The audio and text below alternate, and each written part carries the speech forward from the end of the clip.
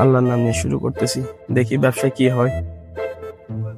সিদ্ধার্থ, সামনে ওই ফুচকার দোকান দেখা যাচ্ছে, ছেলেবেলেদেরকে ফুচকা খাওয়াইতে হবে, ওখানে দাঁড়াও। হ্যাঁ হ্যাঁ, ঠিক আছে।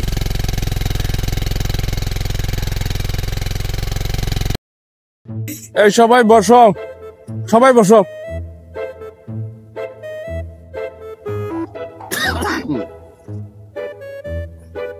এইখানে কে আছে? দোকানদার আছে?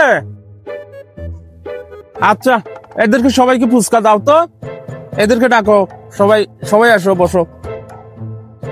জি মামা দিচ্ছে, একটু ওয়েট করেন। কয়টা লাগবে? সবাইকে দাও। এখন কয়জন আছে? ওই 10 জন। 10টা দাও। এই এদেরকে ডাকো, আপাতত 10টা দিয়ে দাও।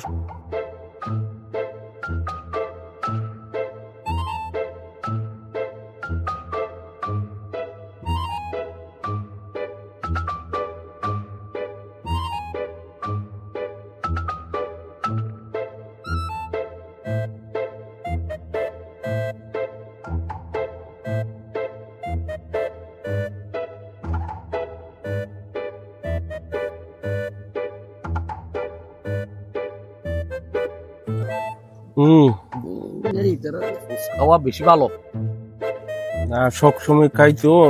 অবশ্যই এই দোকানে এই দোকানদার হচ্ছে নতুন, বুঝছো? ওই আমাদেরকে চিনি কিনা জানি না, তবে ভালো হয়েছে বলছে সবাই। দেখি খেয়ে দেখি।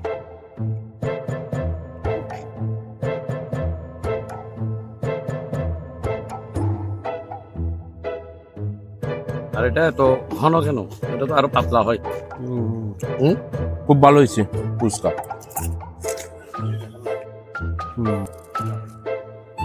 ঠিক আছে, এই টিস্যু দাও তো।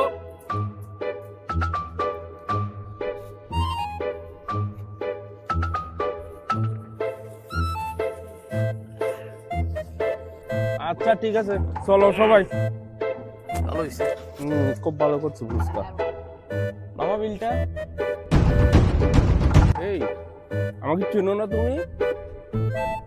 এখানে নতুন। বিল সবগুলো লিখে রাখো, আমি হিসাব করবো পরে, ঠিক আছে? আর এরা যদি আসে সব সময়, আমি না আসলেও দেবা, ঠিক আছে? কোনো কথা নাই। ছেলে পেলে আসলে এটা খাওয়ানো লাগে, বুঝো না? ওকে। ও আল্লাহ, আমার 1200-1500 টাকার ব্যবসা, এখানে যদি 200-300 টাকা কে চলে যায় বাকি করে, তাহলে আমি সংসার কিভাবে চালাবো এগুলা দিয়ে? আমার তো হবে না এগুলা দ্বারা। সবাই যদি এরকম করে তাহলে আমার পরিবার কিভাবে চালাবো আমি?